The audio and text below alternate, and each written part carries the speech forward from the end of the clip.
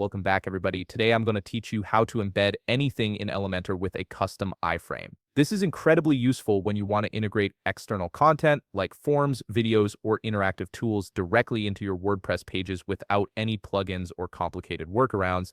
Let's walk through this step by step. First, you'll need to log in to your WordPress admin dashboard. Once you're in, navigate to Pages, then click on All Pages.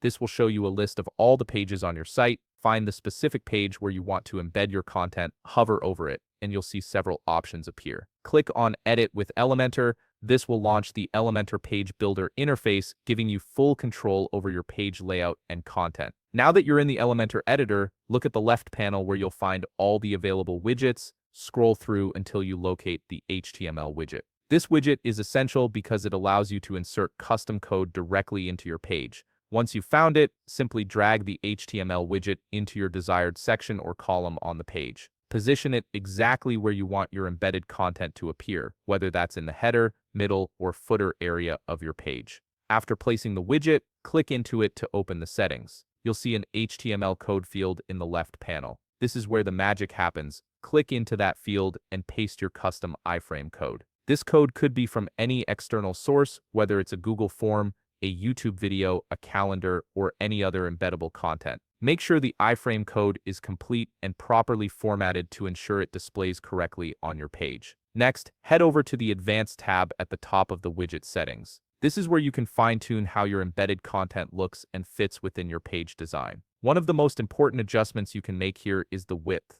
Click on Width and select Custom from the submenu. This gives you the flexibility to adjust the width manually, ensuring your iframe fits perfectly within your page layout without breaking your design or causing overflow issues. Once you're satisfied with all your settings and adjustments, it's time to save your work. Look at the upper right corner of the page and click on Save Draft, which is located right beside the Publish button. This ensures all your changes are saved without making them live immediately, giving you the chance to preview and test everything before publishing. And that's it. You've successfully embedded custom content into your Elementor page using an iframe, giving you complete control over what external tools and resources appear on your site. If you found this video helpful, please leave a like, subscribe, and see you in the next video.